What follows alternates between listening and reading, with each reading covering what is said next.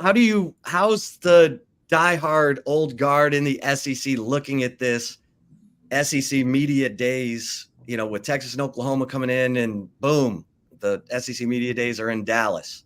Yeah, Paul Feinbaum and all the SEC homer media did not like me picking Texas to go 11-1 in year one in the SEC. I called some flack for that last few weeks, but I mean, man, I saw somebody on Twitter tell me yesterday, since when has Texas been relevant? And I said they were one play away from the national championship game last season. I mean, if Quinn completes that ball in the corner of the end zone, they win that game. So it's a back shoulder ball instead of a jump ball. I mean, when you look at the Horns roster, it's equal to Georgia and Alabama in terms of talent, and that's what it takes to win the SEC. Sark has recruited well at the line of scrimmage. You guys are going to find out soon that it is a line of scrimmage league. Kevin Sumlin, the ex-A&M coach, once said that back in the Johnny football era. It's a line of scrimmage league. That's what wins. That's why Kirby and Nick Saban have won, so many national titles. So I think Texas will be okay. As I mentioned last time on y'all's show, OU is the team that I think out of those two is going to have to temper expectations a bit. Well, Brad, let's get into it because you've written a really compelling article looking at the predictions for SEC football team's final record, and we'll just tease the fact that there's a 5-way tie for second place, which I find fascinating, and I want to get your take on what that would mean to the 12-team playoff. But you've got Oklahoma at 8-4, 4-4, finishing 9th in the league.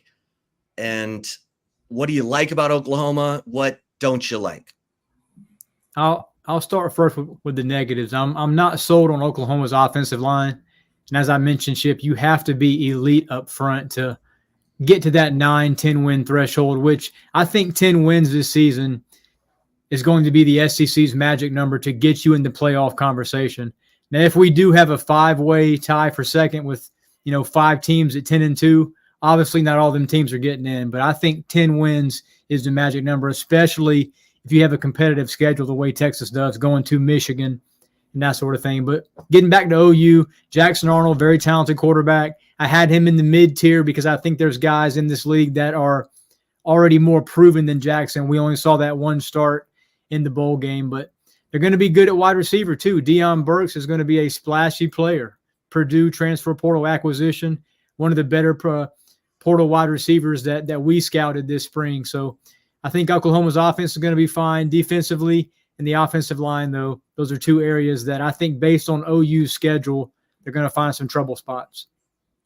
Yeah, Brad, we know Brent Venables, his time at Clemson with Dabo, he was terrific with those championship teams. And now him being the head honcho, that's different air that you're in now. So having to acclimate to that, you're thinking that they might have some difficulties.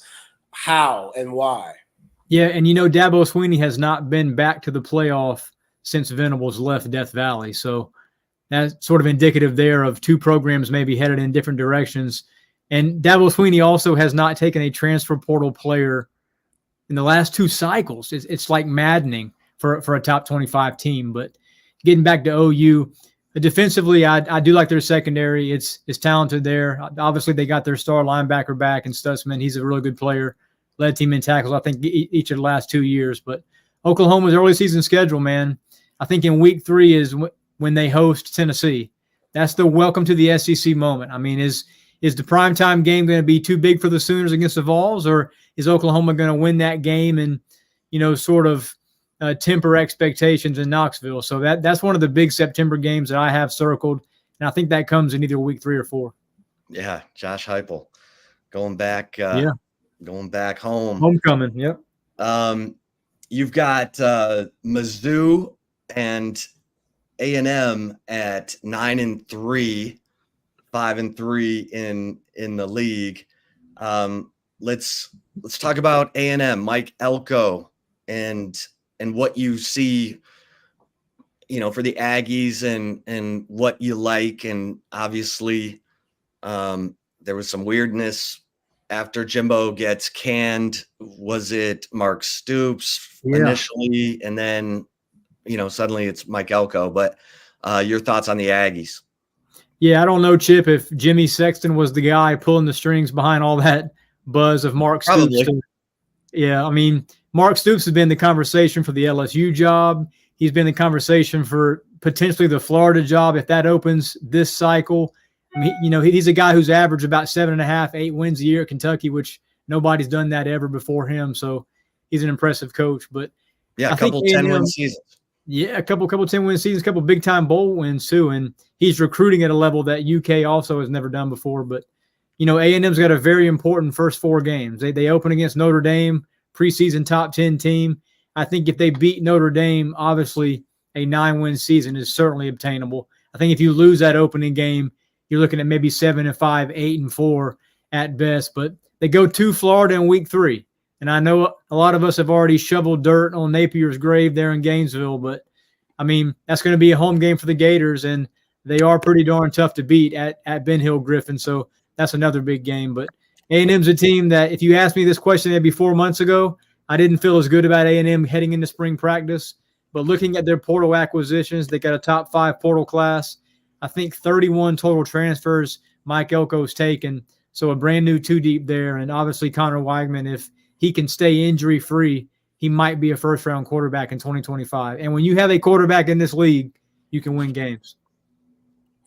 Yeah, Brad, that's just kind of the thing with Connor Weigman. Like, can Colin Klein get on his level and both of those guys match? Because obviously that's your one loss for Texas on your projection, which doesn't make me feel good one bit going into the postseason, but I get why you have them there. And they do have so much potential. Like, I feel like they're flying under the radar, which if you're Mike Elko, that's exactly where you want to be. And they could just surprise a ton of teams, but a lot depends on, can Colin Klein and Connor Weigman find that bond to where they could both be productive in that offense. Yeah, and let me say this too about that Texas A&M prediction of, Longhorns lost there in College Station.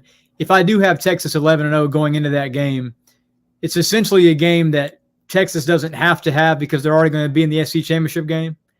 I mean, I wouldn't say that game is of least importance because it's first time in more than a decade that we've seen it, but that game's going to mean just as much, if not more, to A&M, and they're going to get the Longhorns at home. So I think it's a game, probably a toss-up at this point.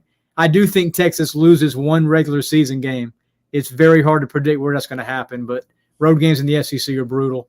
I do like A&M, though, man, as a team that I think is borderline top 25 right now, but a team that's certainly being undervalued this summer. I mean, if you check out any SEC power ranking, including my own, I mean, A&M's nowhere near that top tier. And I think it's a team talent-wise that could be that. And obviously, I've got a lot of respect for Elko based on what he did at 2 years at Duke. Yeah. You've got LSU, Bama, Tennessee, Georgia, and Ole Miss at 10-2, 6-2 in the conference. Not out of the question by any means. Give me your thoughts on that. In Georgia, we should say, you have losing to Texas. Right. Huge home game, just like Texas's home game a couple years ago against Bama that I thought the Longhorns should have won. A couple of plays didn't go down their way there in the fourth quarter. But, yeah, Chip, Georgia hasn't lost a regular season game since pre-COVID. That's 39 straight regular season wins, which is unheard of. But part of that is due because Georgia was in the SEC East before these divisions, went away with Texas and OU expansion.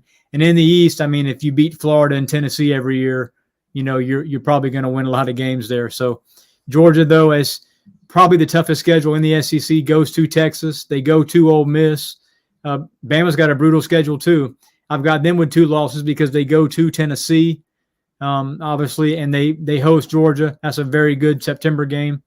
LSU is a team, though, that right now I do have with 10 wins, but stuff I'm hearing out of Baton Rouge, if you're an LSU fan, maybe it's time to worry. They don't have the defensive personnel that LSU is used to having. Blake Baker, the former DC at Missouri, he's now on Brian Kelly's staff. And look, this defense last season, in the secondary level against the pass was one of the worst nationally, and they still won 10 games with a Heisman winner at quarterback. So never count LSU out, and obviously they have one of the best home field advantages in the country. In Ole Miss, I mean, Lane Kiffin, he loaded up. I mean, he has been loading up in the portal. Yeah. I think he has, I don't know what is the 21 of 22 starters are transfers. He's bringing in transfers on the offensive line, defense. I mean, everywhere. Your thoughts on Ole Miss?